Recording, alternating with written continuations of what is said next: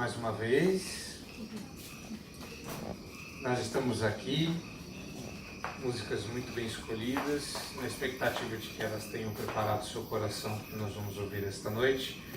Pode parecer até de só menos importância, porque a gente se prepara para alguma coisa e recebe outra, sabe? A gente tem uma expectativa e ela não se cumpre, e isso é sempre muito frustrante. Congelados pela frustração é o tema da nossa palestra.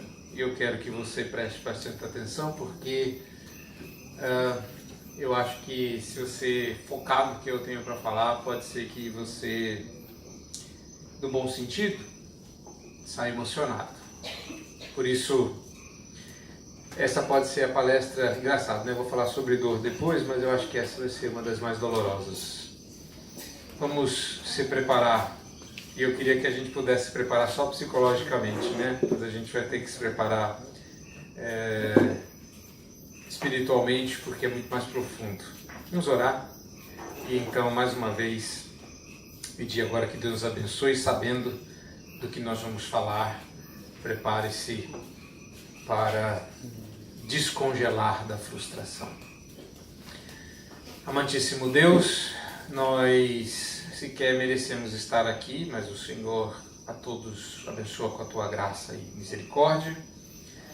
E assim nos reúne como teu povo, não só para prestar-te culto, mas para receber de ti a tua palavra. Por isso, ó Deus, dá-nos tempo agradável e abençoador. Nós rogamos e prepara-nos, ara o nosso coração como uma terra fértil a receber a semente da tua palavra. Que ela germine e produza, e que os frutos produzidos redundem em louvor da glória da tua graça. Em nome de Jesus. Amém.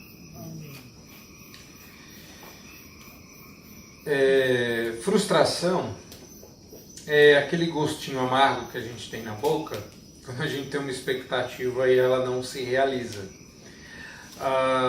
E é claro que você tem duas opções. A primeira delas é não criar expectativa alguma.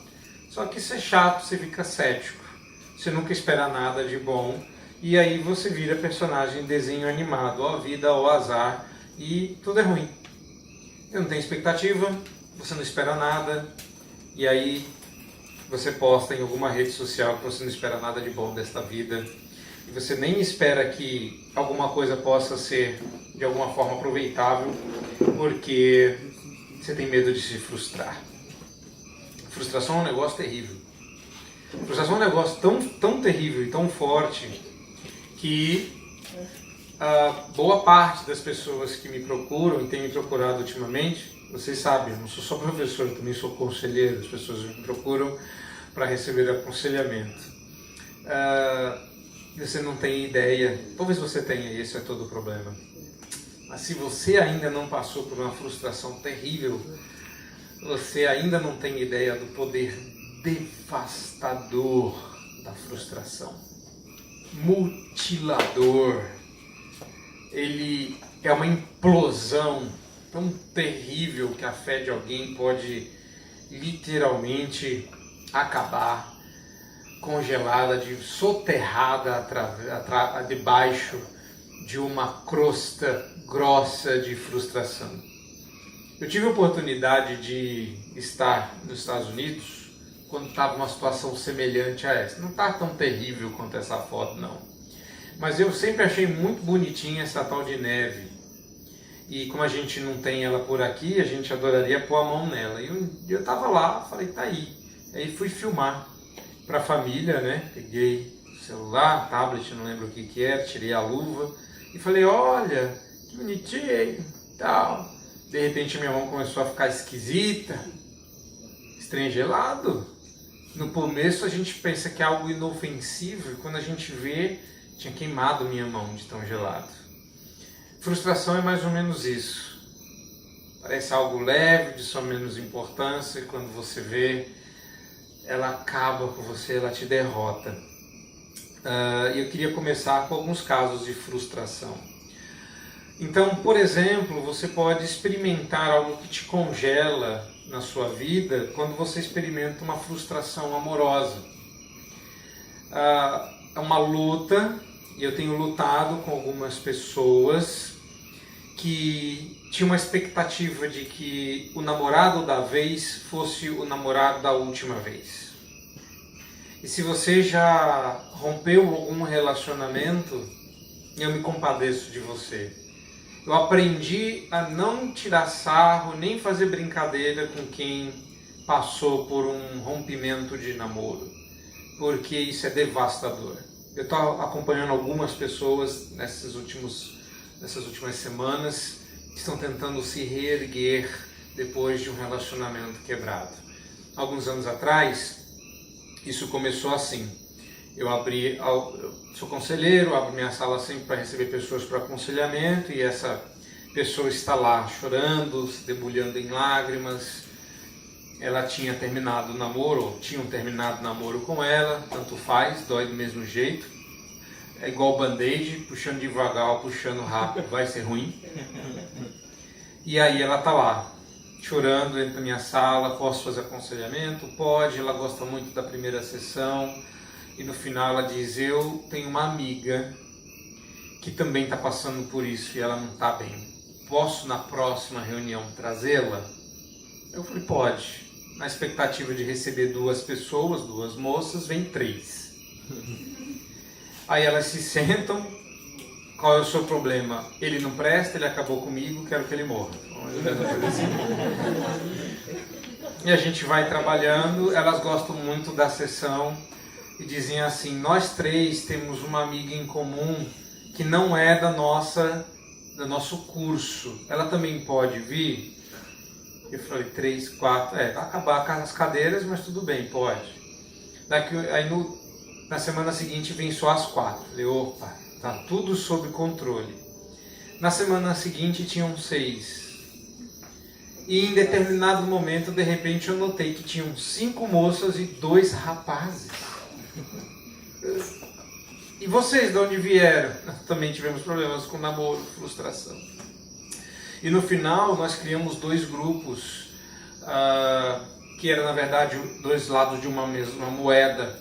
E o grupo tinha no final cerca de 20 jovens que estavam lutando para se recuperar depois de relacionamentos quebrados.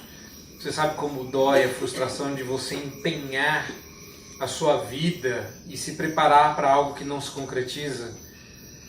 Eu e minha esposa temos um amigo em comum que nós acompanhamos com a mesma alegria que nós experimentávamos, porque estávamos os 4 noivos, mas assim, cada um com a sua, né? Hoje em dia, se a gente falar que os 4 estavam noivos, está podendo, né? E não diante de Deus, né? Coraçãozinho seu. Mas eu com a minha noiva, ele com a dele, e nós estamos felizes porque, né, você é da mesma mocidade, vocês crescem juntos, vocês brincam juntos, vocês noivam juntos, e você tem aquela expectativa, aquele romance reformado, né? Você vai casar com a sua noiva, ele casa com a dele, e a gente vai comer pizza à noite, e a gente vai poder passar da madrugada assistindo filme, porque agora a gente é casado, adulto, e a gente faz o que a gente quer da nossa vida, e de repente o noivado dele acaba. Uma semana antes do casamento. Sabe qual o gosto que fica na boca? Eu estou atendendo também frustrações que para você talvez não seja como essa. Não vamos falar só de frustração de namoro, queria tanto casar, criar essa expectativa e vamos falar de uma frustração que pode doer tanto quanto e que não vai passar perto em você. E aí você está vivendo essa sua vida boa, e você está indo para a faculdade, logo logo você arrumou um emprego, e você está estabilizado, está indo bem, está tudo certo, filhão, filhona, já está gostando do curso, está estagiando, vai firmar, firmou. Então a gente queria dizer que eu e sua mãe estamos divorciando. porque foi o que aconteceu com essa outra pessoa que me procurou. Você sabe o que é que você descobrir depois de tantos anos que o casamento dos seus pais é uma farsa? Como frustrante é isso? Então eu quero contar a última frustração que abre espaço. Por isso que eu disse, para você pode não doer nada, mas para mim dói bastante. Muito frustrante. Vocês não me conhecem. Muito prazer, eu sou o reverendo Jonatas Abdias. Eu tive câncer. Aos 14 anos de idade, há mais de 14 anos atrás. Eu quase morri, mas como você pode ver, eu não morri. E como eu digo por aí, eu posso fazer piadinhas com pessoas que estão doentes, porque eu tive câncer. Ok? Eu posso.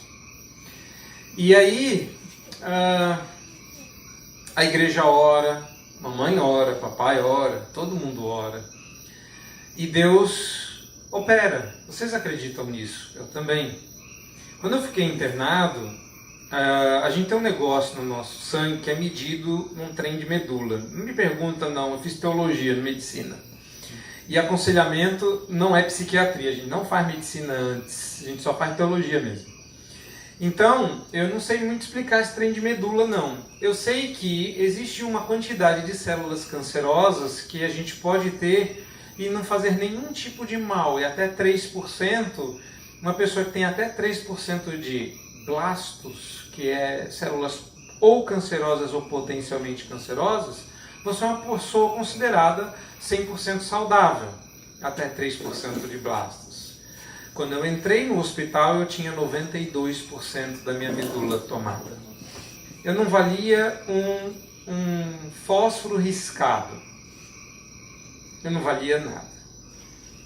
E se assoprasse, eu podia morrer.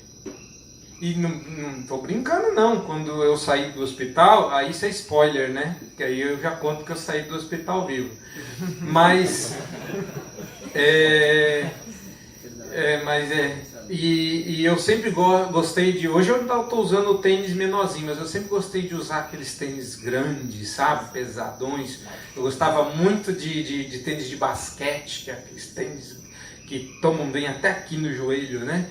Aqueles tênis. E eu me lembro que quando eu saí do hospital, eu não conseguia erguer o tênis do chão, de tão fraco que eu estava. Eu andava chutando para ver se eu conseguia tirar o pé do chão. A força que eu tinha que fazer, porque o tênis era muito pesado. Eu me lembro que quando eu estava às vésperas de internar, eu estava tão fraco, mas tão fraco, que a minha mãe botou alguma coisa para eu beber na caneca, e eu olhei para a caneca, eu estava meio desanimado, bebe, filho, não sei o que, eu estava meio sem fome, meio injuriado, eu fui pegar a caneca e eu falei, mãe, a caneca grudou na mesa, eu não conseguia erguer a caneca, e a minha mãe pegou a caneca, eu não tinha força, eu literalmente estava morrendo. E eu fiquei com 92% de blastos os 28 dias dos meus 30 dias de internação. Meu cabelo não caía, nem meus blastos morriam. E do dia 28 para o dia 29, eu acordei e fomos fazer os exames de sempre. E os exames de sempre viraram os exames da sexta-feira. E aí começaram a me furar, e você sabe, eu não gosto muito, diz que ninguém gosta muito de agulha, e de repente as agulhas começaram a ficar mais grossas, mais grossas, mais grossas. E aí não eram suficiente o sangue das veias e de repente eles estavam furando os meus ossos. E aí eles tiraram 3 mielogramas da bacia do lado esquerdo, mais 2 do lado direito. E então eles falaram, o exame está dando errado, está na hora da gente fazer alguma coisa mais hardcore. Eles pegaram uma agulha de meio diâmetro de centímetro e enfiaram no meu peito. Só que eles disseram, infelizmente nós não vamos dar anestesia porque tem alguma coisa dando errado no exame, nós vamos precisar que você aguente. Lembrando que dentro dessa agulha vai alguma coisa como um preguinho para que eles possam furar o seu osso, para tirar o sangue de dentro do seu osso para fazer o exame. Eu tinha 14 anos quando isso aconteceu. E aí, naquele dia, eles chegaram para os meus pais e disseram: a gente não sabe como explicar, a gente não sabe nem como dizer isso. O problema é que ontem seu filho estava doente e hoje o seu filho não tem nada.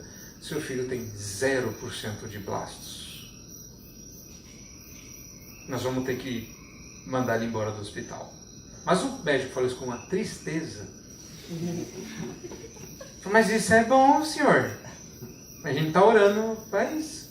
Ele falou: sim, mas não tem explicação. O menino está tomando quimioterapia há 20 dias. Está morrendo até ontem.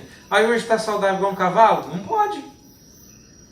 Não estava um cavalo meio doente. E aí eu saí, tinha 14 anos.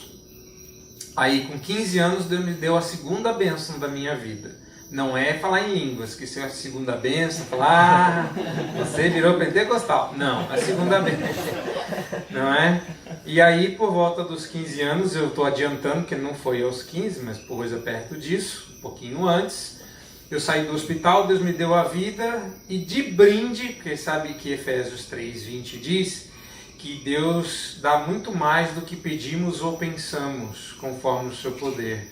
Foi quando eu conheci a minha esposa. Ela não é a minha primeira namorada, foi a única. Aí o tempo passa, 16, 17 anos. Para quem não sabe, foi a idade com que eu entrei no seminário. 17 anos, mas foi o pior ano da minha vida. Porque um mês antes de eu entrar no seminário, meu irmão, que tinha a idade da minha filha, hoje, 13 anos, resolveu andar de bicicleta onde não podia. E aí ele foi atropelado. Sofreu um traumatismo craniano muito grave e ficou uma semana em coma. E nós recorremos ao mesmo Deus que me curou e pedimos para que Deus fizesse as mesmas coisas que Ele tinha feito. Nós sabíamos que Deus tinha poder para fazer isso, então nós recorremos a Ele. E meu irmão faleceu. Você sabe como é frustrante? Você sabe o que eu quero dizer quando a sua fé congela por conta de uma frustração? Você sabe o poder que uma frustração tem de acabar com a sua vida? De você não conseguir, né? Estou frustrado com fulano que me largou pela outra, né? Frustrado porque eu passei 1 ano frequentando a sua igreja, como eu ouvi. Eu vou embora da igreja. Por quê? Pastor, eu estou frequentando 1 ano a sua igreja e até agora não consegui um emprego. Eu falei: mas nem sabia que você queria trabalhar na igreja.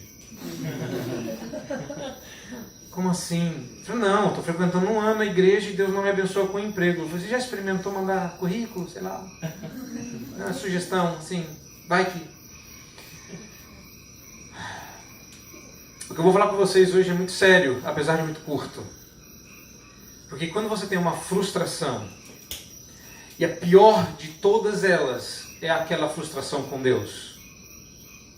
Quem é que nunca, né, tem isso? Quem nunca?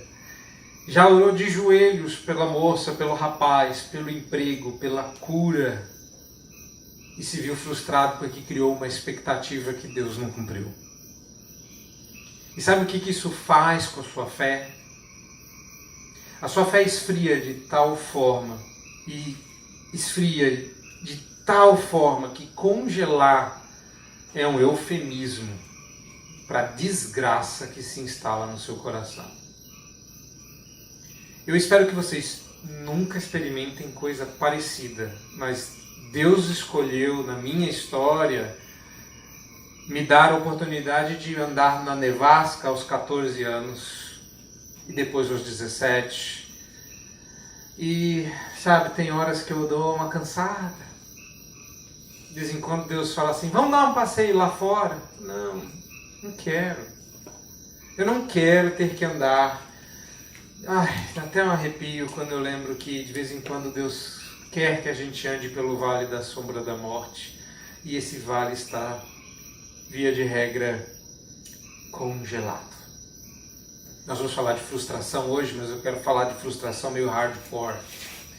Frustração de verdade. E a pior delas, aquela que a gente tem com Deus. Se você acha que a sua fé esfria por coisa pouca, então você nem crente é. Vamos falar de coisa que realmente esfria as pessoas. Vamos falar daquilo que acaba com a gente. De você criar uma expectativa de que Deus vai fazer, e a resposta é: não teve resposta. Vocês ouviram alguma coisa? Deus responde, diz não. E tudo que você tem é vazio, silêncio, nada.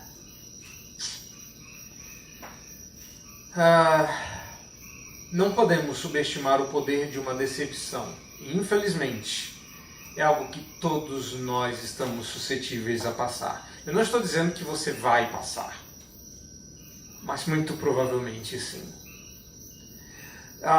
E mais, experimentar decepção pode ser extremamente dolorido.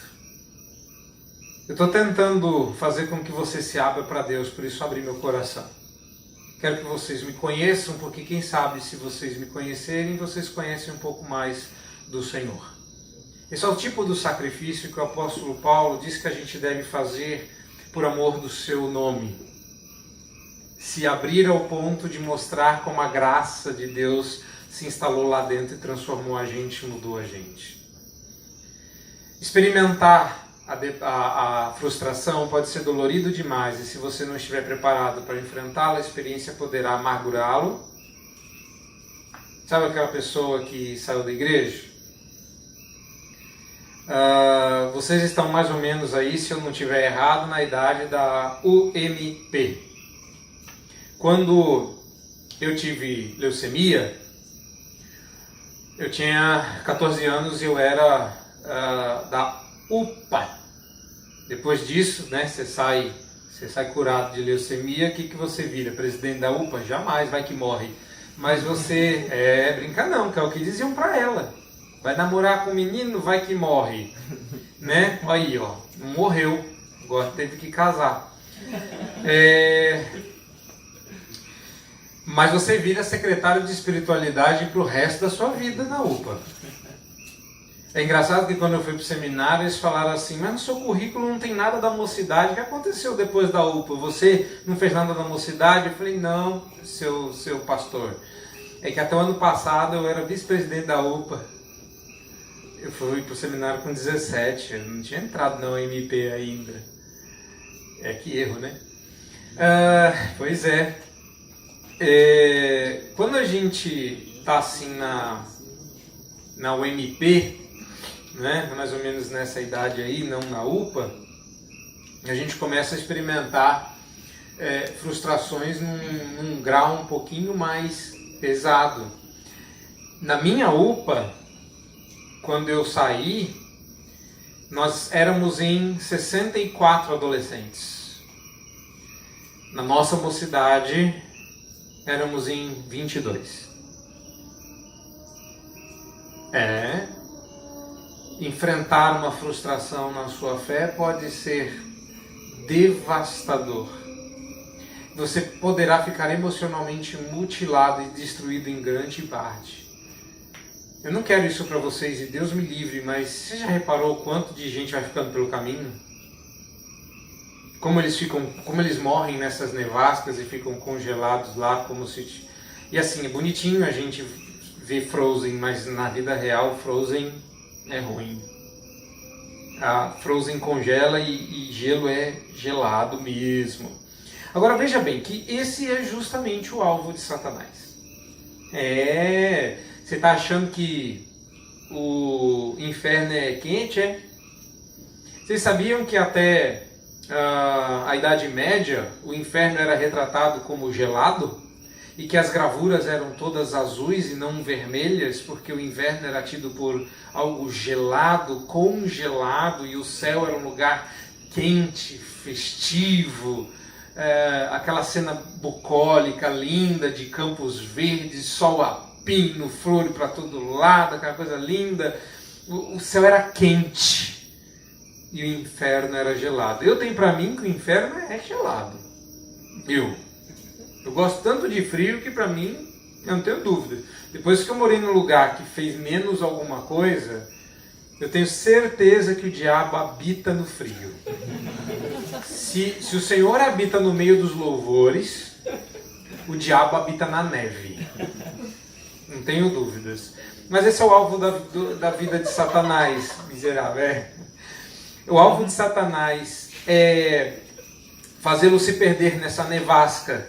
E você poderá se sentir perdido quanto ao que Deus tem para a sua vida, como se você tivesse, ou o Satanás tivesse erguido uma esperança só para derrubar em seguida. E a gente às vezes atribui isso a Deus. Eu quero explicar isso mais para frente. O apoio que ele lhe concedeu, ele tira e a gente cai. Essa sensação de que a gente é ensinado errado na igreja, e boa parte da sua frustração é teologia ruim. Eu vou provar isso. É teologia porcaria. Porque a gente aprende assim: Deus nunca fecha a porta sem deixar pelo menos aberta a janela. E Deus virou ladrão agora, fecha a porta e correr pela janela. E a gente tem sempre essa expectativa de que Deus sempre vai ter algum trem aberto para você. Fechou a porta, vai abrir uma janela. Fechou a janela, abre um buraco. Se eu não andar se Deus não abrir o mar, eu vou andar sobre as águas. Desculpa, oi, posso fazer uma pergunta? Eu não gosto muito dessa música não, nem canta, viu? Tira do repertório aí. Porque a música diz lá que a gente tem que romper em fé. Sabe o que é isso, né? Você faz muita fé assim, tipo rompe, né? Vai que rompe e estraga tudo. Mas se Deus não abrir o mar, eu vou andar sobre as águas. Já parou para pensar que às vezes Deus quer botar você num barco e mandar você remar até o outro lado, tipo normal? Você vai chegar lá. E se Deus não quiser nem que você reme, nem que você ande sobre as águas, nem que Ele abra o mar, Ele quer simplesmente que você nade. Mas existe uma outra opção que a gente nunca coloca em pauta. Qual é?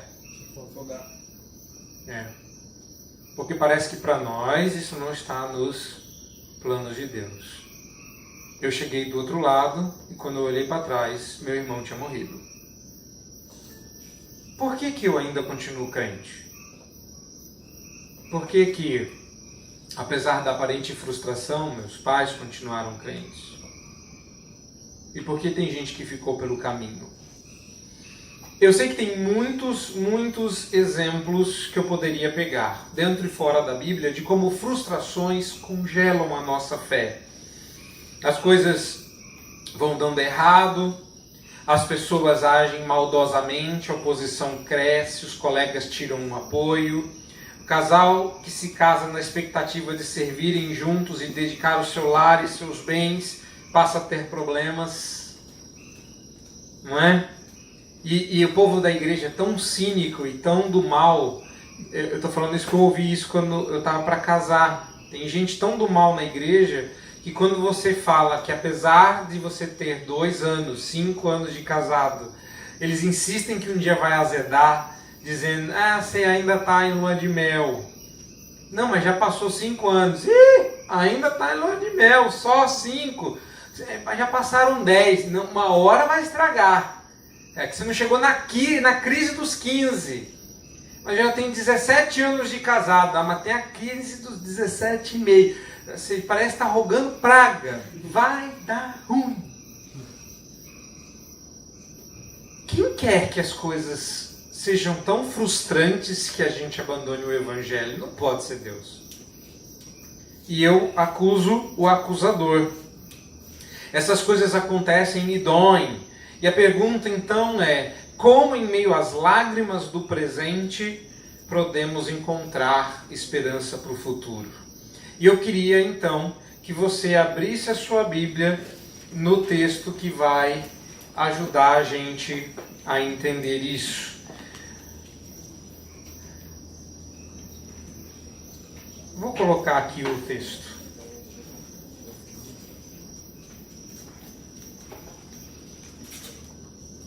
Marcos 16, 12 a 13.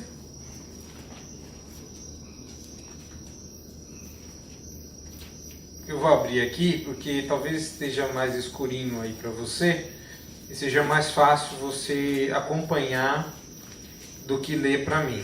E tá à noite, a gente vai ficando mais quietinho, né? Vamos só no ouvir mesmo, né? Depois disso, manifestou-se em outra forma a dois deles, que estavam de caminho para o campo, e indo, eles o anunciaram aos demais, mas também a estes dois eles não deram crédito. Eu sempre começo com o texto de Marcos, porque essa historinha que você acabou de ler aí durou um pouco mais de 2 horas e meia. Só que falado assim, Marcos, que estava mais preocupado com outra coisa, ele apenas diz que Jesus apareceu a dois que estavam no caminho e que eles indo, a ideia ali, melhor dizendo, seria voltando, não é?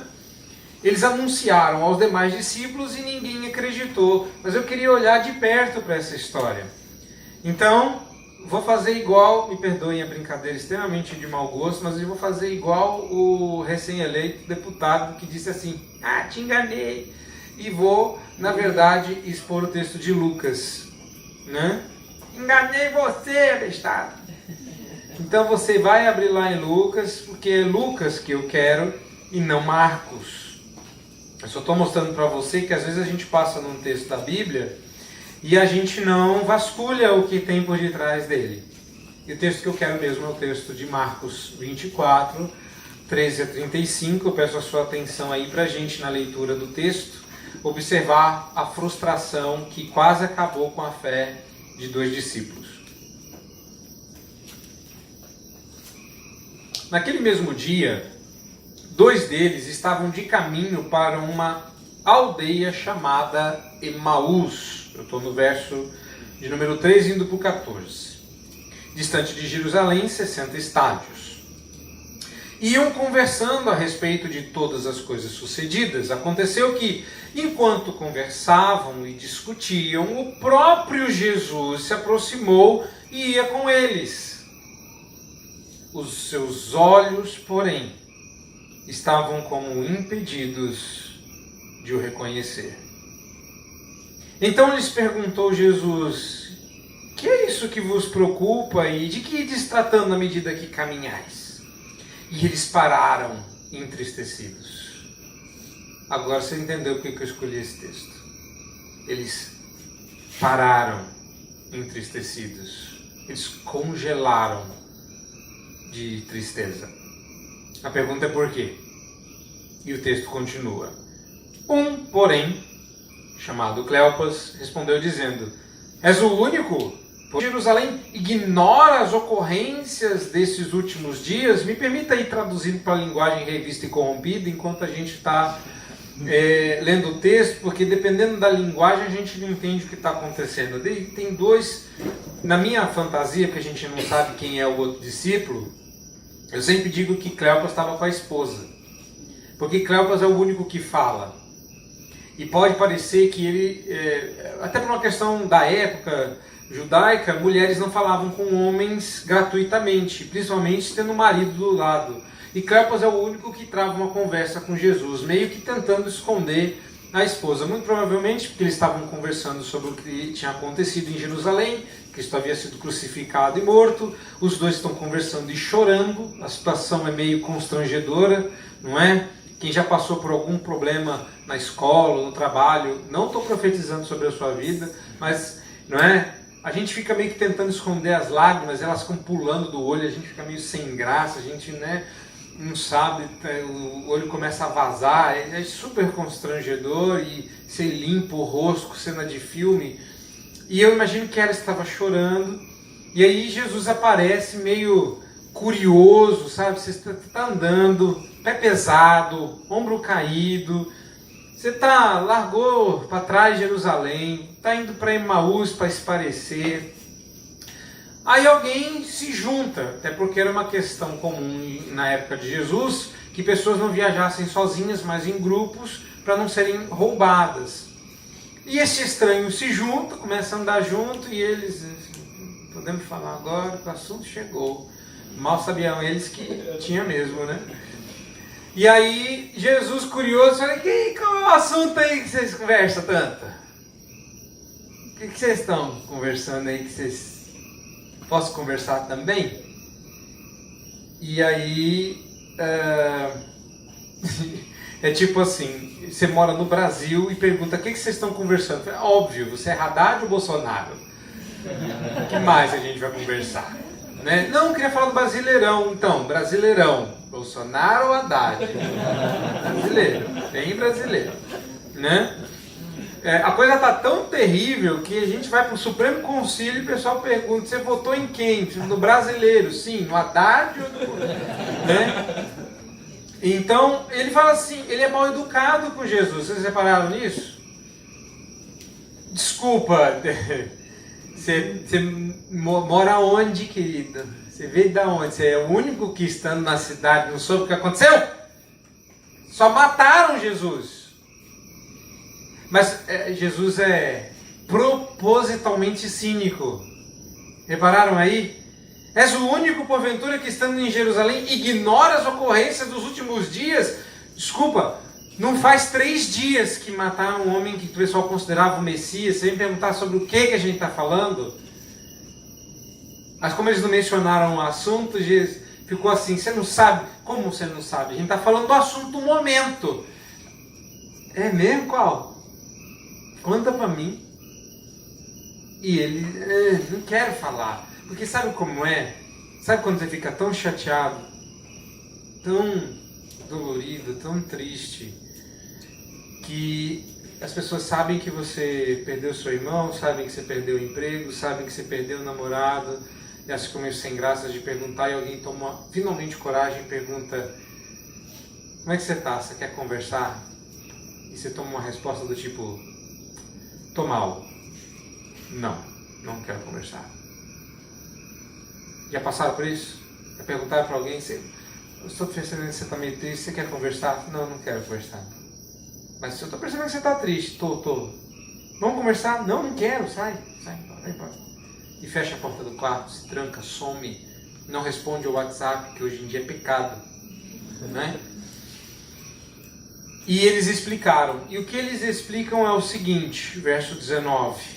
O que aconteceu a Jesus, o Nazareno, que era varão profeta, poderoso em obras e palavras diante de Deus e de todo o povo, e como os principais sacerdotes e as nossas autoridades o entregaram para ser condenado à morte e o crucificaram. Essa é a história que eles contam. Como é que eu sei que o assunto é frustração? Por conta do verso 21. Ora, nós esperávamos que fosse ele quem havia de redimir a Israel. Expectativa. Ora, nós esperávamos que ele fosse o escolhido. A gente jurava que ele era o cara. Mas, depois de tudo isto, e já este o 3º dia desde que tais coisas sucederam.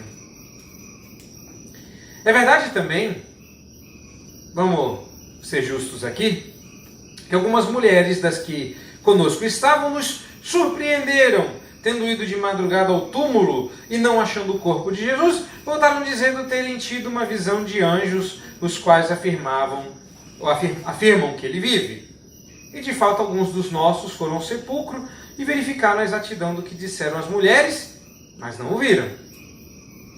E aí Jesus vira para eles, tristes, paralisados, congelados pela frustração, e diz assim: queridos, amados,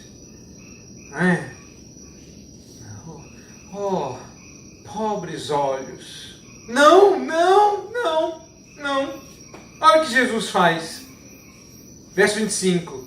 Ó nécios e tardos de coração para crer tudo o que os profetas disseram. Nessa hora você já começa a primeira pancada no gelo, já dá aquela rachada, né? Já balança. Como é que é? Oi? Acabei de te contar tudo que acabou com a nossa fé.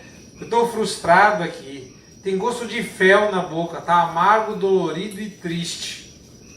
E a primeira coisa que Jesus dá é aquele tabefe para a pessoa acordar de filme, né? Para! Paf! Oi? Como é que é? Apanhei. Eu estou triste. Você me bateu? É isso? Não entendi. Falei, nécio, tardio de coração para entender. Uma outra palavra para burro. Quem é que é lento para entender as coisas? Não é uma pessoa esperta, não é uma pessoa inteligente, não é uma pessoa que pega as coisas. Eu não estou entendendo. E aí Jesus completa o verso 26, convinha, porventura não convinha que o Cristo padecesse e entrasse na sua glória. E aí, começando por Moisés, discorrendo por todos os profetas, expunha-lhe o que a seu respeito constava nas Escrituras. Aproximando-se da aldeia para onde iam, fez ele menção de passar adiante. Então, como é que eu sei que isso demorou 2 horas? Porque de Jerusalém até Emaús, diz o texto que era coisa de 60 estádios. E diz aqui que, no verso 28, que eles estavam se aproximando da aldeia. E Jesus fez menção de passar adiante. São 2 horas e pouco de caminhada. E quando eles chegaram lá, Jesus disse: bom, gente, é isso aí, o papo tá bom, mas eu preciso ir, né? Já deu por hoje, obrigado. E verso 29 diz que eles o constrangeram dizendo: fica conosco. E é curioso porque quando eu era igualmente adolescente, nós tínhamos uma musiquinha que cantava esse trecho. E a musiquinha dizia 18.724.812 vezes: fica conosco, Senhor, fica conosco, porque já é tarde e o dia declina. E mudava de tom, subia de tom, voltava e fazia isso de novo. E agora nas oitavas, nas quintas, nas sétimas, nas terças, a gente não aguentava mais cantar a mesma expressão. E aí de repente eu leio no texto que não tem um fica conosco, Senhor. Porque nessa altura eles não sabiam com quem estavam falando. Fica conosco, porque é tarde e o dia declina. Eles foram educados. Não, você vai sozinho, adiante, você ficar com a gente, dorme aqui. Tá tarde demais, já dorme aqui, fica por aqui, a gente forra o sofá, a gente faz qualquer coisa, mas fica, é perigoso. E eles só reconhecem que é Jesus porque Jesus resolve, finalzinho do verso 29, entrar para ficar com eles. E aconteceu que quando estavam à mesa, Jesus toma o pão, abençoando e tendo partido, lhes deu. Eu fico imaginando que situação, né? Eles sentam, vamos jantar, vamos, toda aquela coisa de senta, lava o pé, não sei o que, tal, senta. E Jesus, aproveitar que você está tão interessado e manja tanto de Bíblia, deve ser o seminarista, pastor ou presbítero. E o que faz quando você tem um ser desse presente? Você pede para ele orar. Você dá graças. Aí Jesus pega o pão, aí começa a ficar esquisito. Eu já vi alguém pegar o pão assim antes. Aí ele parte o pão. Ele abençoa o pão. Engraçado. Já vi. Já vi essa... Sabe déjà vu? Já vi isso antes. Esquisito. E o verso 31 diz que então se lhes abriram os olhos e o reconheceram, mas ele desapareceu da presença deles. Faz 3 dias que eles estão chorando porque Jesus havia morrido. Finalmente eles estão a 2 horas. Eu vou dizer, frustração em cima de frustração. Isso aqui é a frustração ao cubo. Porque eles estão chorando porque eles estão sentindo falta de Jesus. Jesus morreu. E a gente achava que ele fosse o Messias. E a gente está 2 horas conversando com esse cara que sequer sabe o que aconteceu. E aí ele, de repente, sabe teoricamente. Que ele começa a falar de Isaías, Jeremias, Daniel, os profetas, Moisés. Mas é verdade, bem que é verdade, né? Falou, mas a gente não viu. E de repente ele parte o povo, meu Deus, esse tempo todo Jesus estava aqui.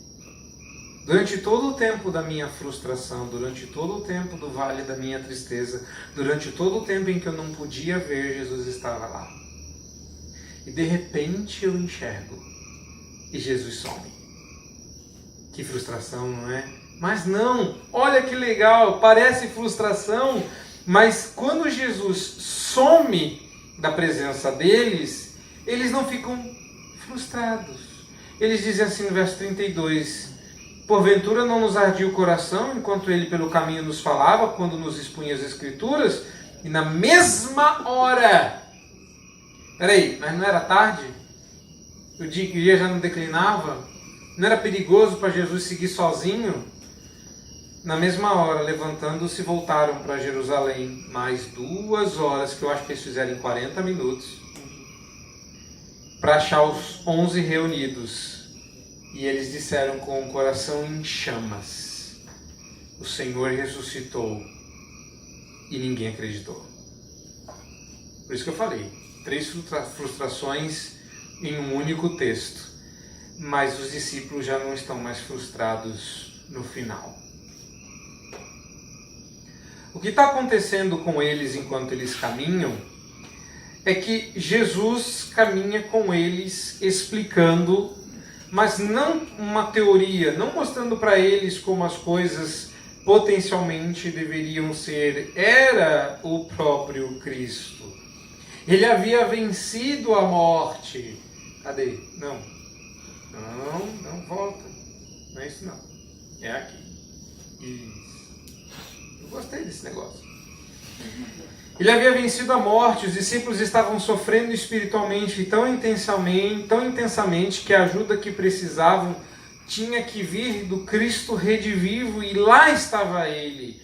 Agora sim.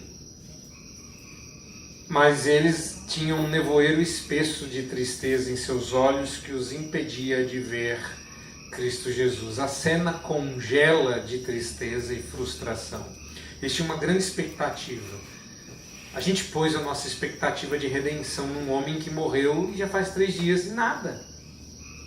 E a gente está indo embora de Jerusalém porque não vale mais a pena. Não vale mais a pena permanecer lá. Essa é a frustração de uma expectativa que faz com que as pessoas saiam da igreja, porque não vale mais a pena estar lá. Que fazem com que elas abandonem a fé, porque não vale mais a pena estar lá. Vamos embora, vamos procurar um outro lugar, uma outra aldeia, uma outra cidade, uma outra esperança. Vamos embora, porque não vale a pena ficar. Mas no caminho da nossa frustração, quem nos encontra nesse espesso nevoeiro de tristeza é o próprio Cristo, que nos perdoa pela maneira tão mal educada com que nós respondemos ao Senhor, e gasta tempo para nossa restauração. Estou correndo porque eu quero que vocês durmam com outro barulho e não aqui. Não vou levar 2 horas para expor. Aonde é que eu quero chegar? A frustração às vezes te deixa aflito demais para enxergar. E o que é que você não está vendo? Que nessa frustração que você está vivendo, não interessa quando, não interessa onde, não interessa de que tipo, ou quão profunda, quão dura e quão terrível seja, quando você passa por uma frustração muito grande e a sua fé congela, quem caminha com você esse caminho é o próprio Cristo. Mas você está aflito demais para ver. E se você estiver em contato com alguém que está frustrado demais para entender que vale a pena ficar, lembre-se de que essa pessoa está aflita demais para ver. Dói demais. O coração está congelado demais para ver. Mas existe uma outra coisa que talvez a pessoa também esteja demais para ver. Lembra que eu falei que isso tem culpa na sua teologia ruim? Sim. Às vezes a gente está ignorante demais para enxergar. Os discípulos no caminho de Emaús precisavam mais do que só encorajamento e consolo. Eles precisavam de instrução. E ao invés de Jesus partir para o abraço e dizer: vem cá, queridos, deixa eu mostrar. Não, Jesus começa a ensinar. Ele gasta tempo lecionando, instruindo, porque a gente frustrado pode estar frustrado porque não conhece Bíblia. Sabe por que você se frustra com Deus? Resposta muito fácil: porque você não o conhece. Sabe por que você se frustrou com o namoradinho? Porque você não sabia que ele não prestava. Ou ela. Não é no sentido moral. É que ela não prestava para ser seu cônjuge Porque não é o que Deus escolheu, mas você não sabia disso. Mas Deus sabia. As coisas dão errado e você não precisa esperar, pagar para ver, provar. Dão errado porque é para dar errado. Vamos acordar um pouquinho? Bíblia na mão. Vamos ler alguns textos para a gente poder ir dormir. Jó 5,12. E vamos fazer assim para ir mais rápido. Eu dou o texto e você diz que você vai ler para mim. Quem lê para mim Jó 5,12? Levanta a mão e diz assim: eu, obrigado. Outra pessoa, Salmo 33,10. Quem? Aqui, vamos lá. Jó 5,12 e Salmo 33,10. Pode ler. Ele frustra as maquinações dos astutos, para que as suas mãos não possam realizar seus projetos. Salmo 33,10. Aí, Calma, para não frustrar, né? o Senhor desfaz os planos das nações e frustra os propósitos do povo. Frustração vem de Deus. E para aquecer o seu coração, só o caráter de Deus nunca nos frustra. É que a frase que diz Deus nunca nos frustra, ela tem dupla resposta, sim e não. Vamos lá. Deus pode nos frustrar? Resposta, sim. Porque eu gostei pelo menos 2 textos na Bíblia onde frustração faz parte do plano de Deus. Deus frustra os desígnios das nações. Então, a frustração que você pode estar passando, ela não está fora do plano e da bondade de um Deus que te ama. Agora, dizer que você está frustrado com Deus por causa disso, é no mínimo não conhecer o seu caráter. Deixa eu explicar, você nunca se frustrará com Deus. Você se frustrará com a ideia errada que você tem a respeito do Deus verdadeiro. O Deus verdadeiro, como revelado na Bíblia, nunca te frustrará.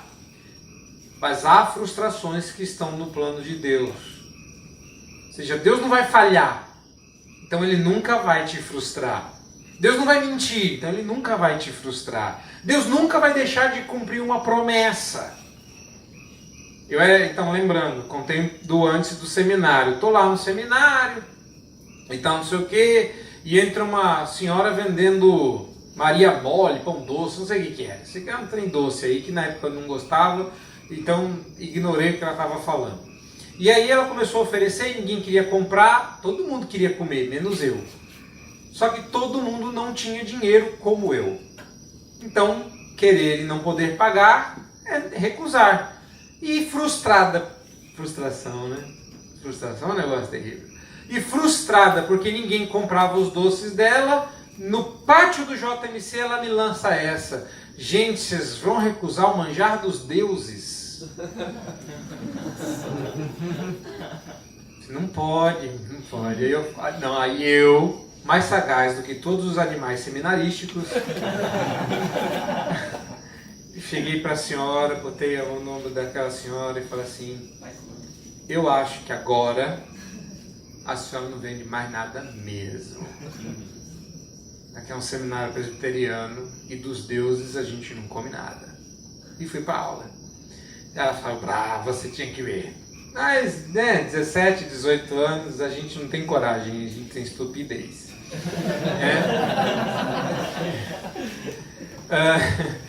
Por que eu estou dizendo que o caráter de Deus nunca nos frustra em comparação ao fato de que tem texto na Bíblia dizendo que Deus frustra os homens? Porque em Romanos 4,18, se você quiser você pode conferir aí, diz que Abraão, esperando contra a esperança, creu. E o meu ponto é que quem te frustra é o seu ídolo, não é Deus. Deus nunca te frustra, seu ídolo sim, a função do ídolo te frustrar, mas a gente se frustra. Vamos lá, Deus não te frustra, estou frustrado com Deus. Por quê? Por que está errado? Deus frustra os desígnios das nações porque eles contrariam os desígnios das nações, contrariam a vontade de Deus, Deus frustra mesmo. Mas se você está frustrado com Deus, então você não foi frustrado por Deus, você se frustrou. E a gente se frustra nós mesmos quando abrigamos falsas expectativas a respeito de Deus, porque elas não correspondem à realidade. A frustração, quando a gente abriga falsas expectativas, está às portas. Mas quando a gente conhece a Deus e a gente sabe quem Ele é, a gente é capaz de esperar contra a esperança, como fez Abraão.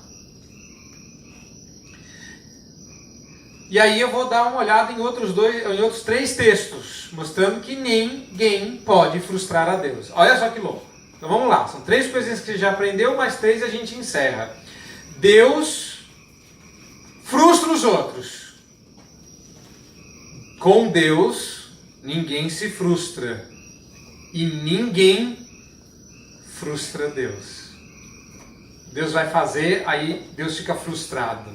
Você pode ficar frustrado, não devia ficar frustrado, Deus nunca fica frustrado. Quem vai ler para mim Jó 9:12? Ali, Daniel 4:35. Ninguém quer ler Daniel. Aqui, lá.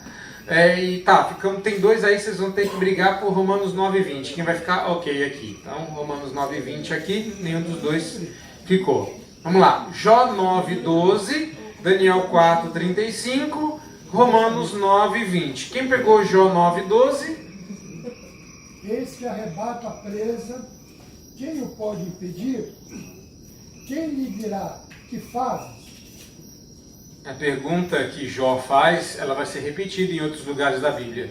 Deus vai pôr a mão, e aí a gente fala assim, tira a mão daí, Deus, que aqui mando eu. E a pergunta de Jó é, quem tem moral para isso?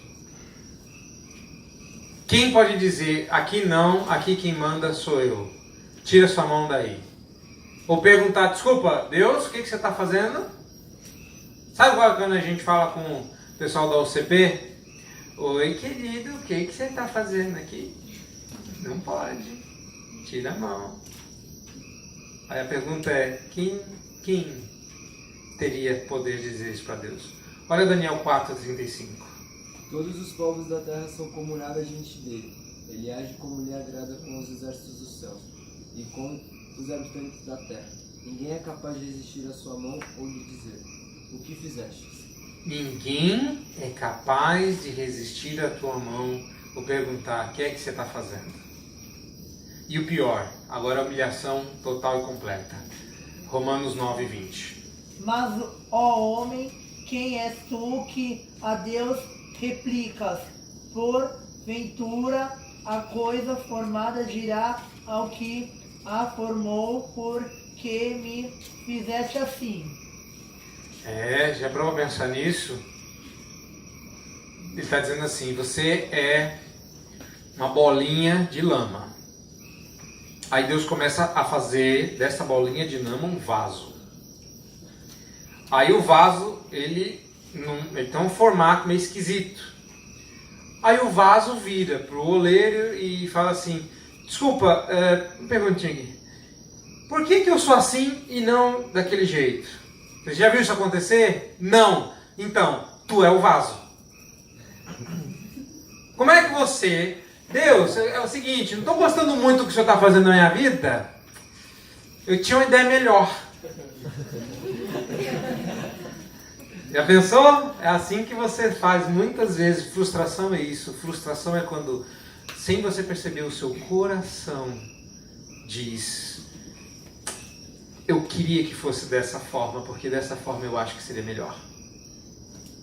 Frustração é quando você não se coloca debaixo da mão poderosa de Deus e não aceita que o que Ele fez é o melhor para a sua vida, porque você criou uma falsa expectativa. Ou seja, eu tenho um plano, Deus, queria muito que o Senhor abençoasse. Ao invés de dizer assim, Senhor, quais são os teus planos para que eu o siga? Pedir para que Deus unja os seus planos não vai resolver. Porque Deus não quer isso. Como é que a gente faz então para resolver frustração? E a minha dica é que você faça igual Jesus fez. Vamos voltar lá para Lucas. Lucas 24, caso você tenha esquecido. Lucas 24, 13 a 35. Eu quero que você veja algumas coisas lá. 3 coisinhas para a gente encerrar. Primeira coisa que eu quero que você faça é perguntas. Para você e para as pessoas, nunca para Deus. Você reparou que foi a primeira coisa que Jesus fez? Ele pega 2 pessoas frustradas e ao invés de presumir, eu sei porque você está assim, fulano está triste, eu sei por quê. Não sabe não. E sabe de uma coisa? Eu no começo, quando eu comecei esse troço de aconselhamento, eu também achava que a gente tinha todas as respostas, porque a gente tem a Bíblia na mão, que é inspirada, aquela coisa toda. E aí eu falava, você está sofrendo por causa disso, e a pessoa virava para mim com a cara mais lavada e dizia, não é por causa disso, não, você está frustrado com seus pais porque você imaginava um casamento perfeito.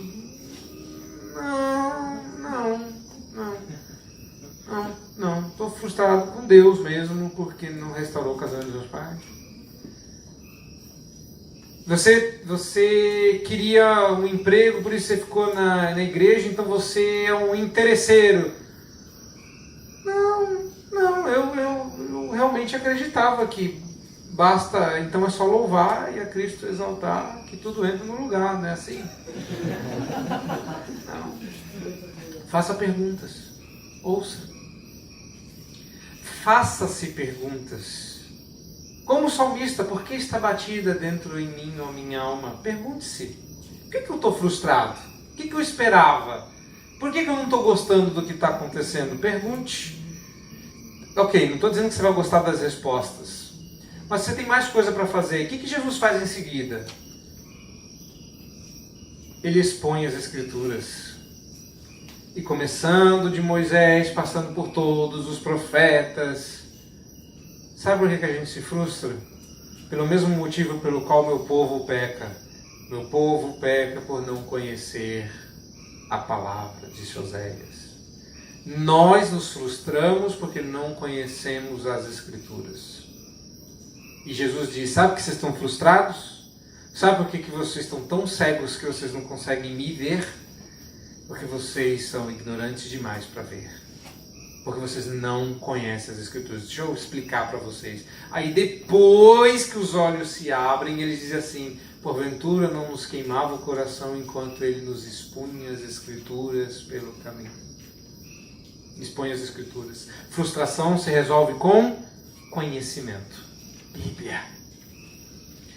E terceira e última coisa, revele a Cristo. Claro, você não pode também revelar a Cristo nesse sentido tão literal como aconteceu no caminho de Emaús.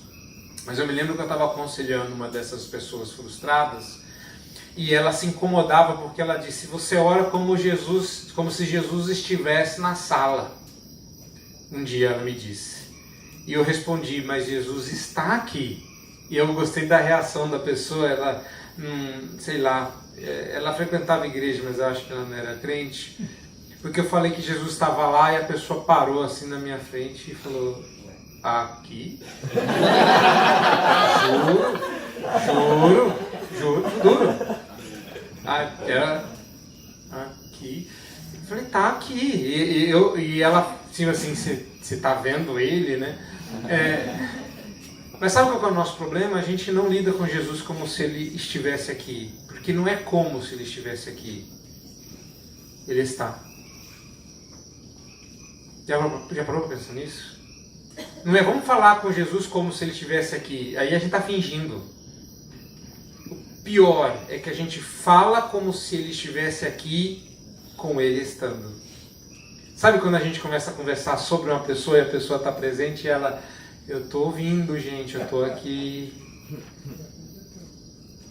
Jesus está aqui. E às vezes a gente, que eu acho o ó, né? Mas aí, ó, sem crítica, é só o que eu acho esquisito mesmo. Que a gente chega na casa da pessoa e a gente não chama a pessoa para ir para a casa dela. Você já visitou alguém que você precisou chamar? Ó, esteja na sua casa a tal hora, hein? Porque senão eu chego lá, abro a sua casa, entro e ainda te convido para entrar.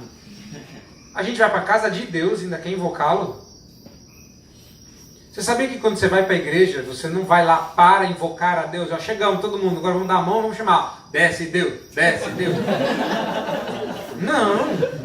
Não, você foi para a casa dele. Sabe quem abriu a porta da casa para você entrar? Sabe quem disse bem-vindo? Não foi você ou o Espírito Santo. Foi o Espírito Santo a você, bem-vindo. Essa é a minha casa, você veio porque eu te chamei, você veio porque eu te trouxe, você veio porque eu te quero aqui. Você não vai lá buscar Deus, você não vai lá pedir para Deus se manifestar. Ó, Deus, manifesta o seu querido, eu te trouxe. Tá? Você que é bem-vindo na minha casa. Eu te recebo. Entra, filho amado. Isso acaba com a nossa frustração. Porque aí a gente não sai da igreja perguntando, e aí, gostou? Deus falou contigo? Sabe o dia que Deus não fala na casa dele, com a palavra do pastor dele, com o povo dele? Sabe quando Deus não fala? Quando quem está ouvindo é surdo. Só. Porque Deus a ninguém frustra. Ele disse que todo domingo ele ia sentar com seus filhos e conversar. Ele prometeu isso.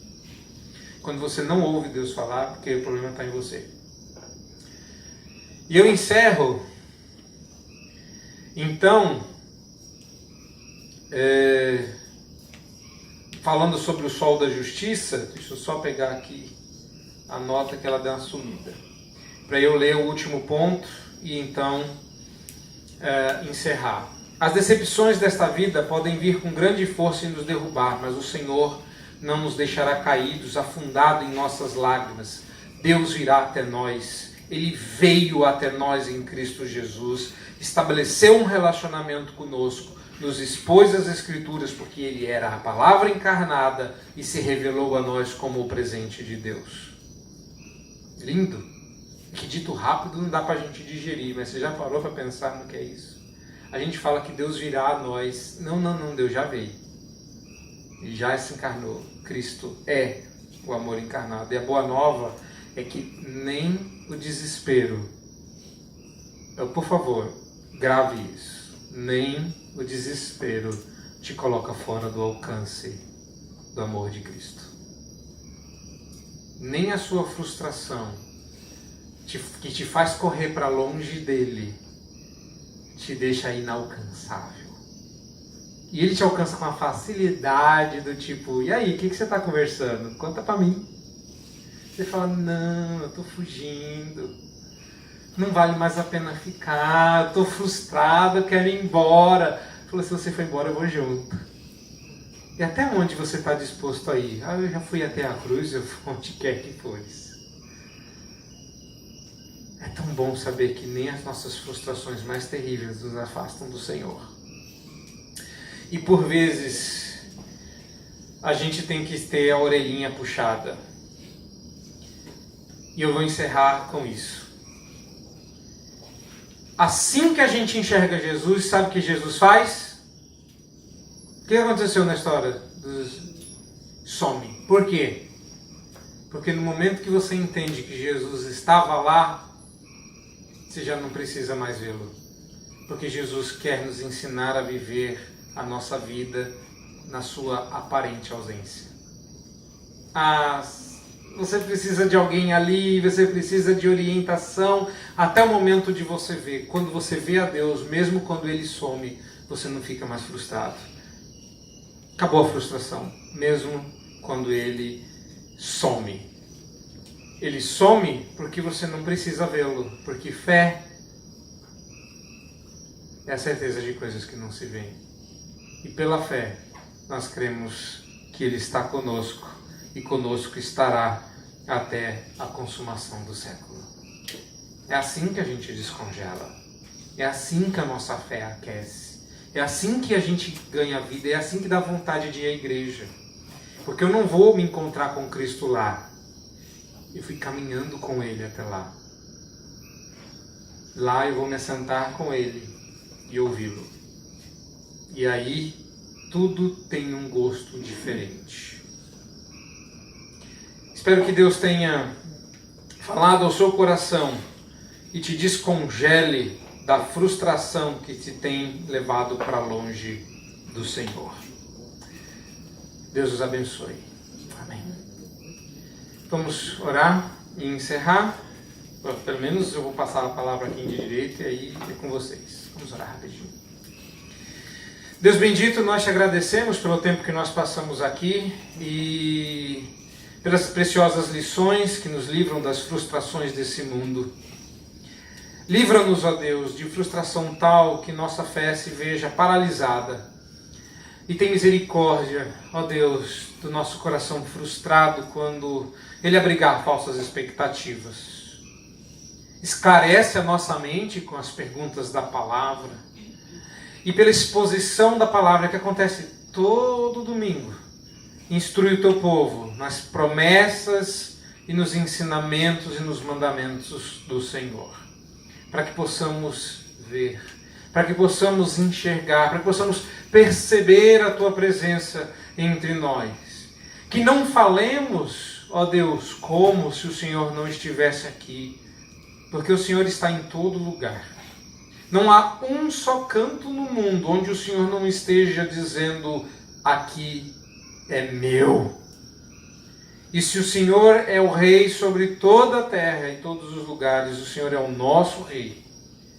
Mas há um grande e mais sublime benefício em dizer que de todos os lugares do mundo nos quais o Senhor está, no nosso coração o Senhor habita.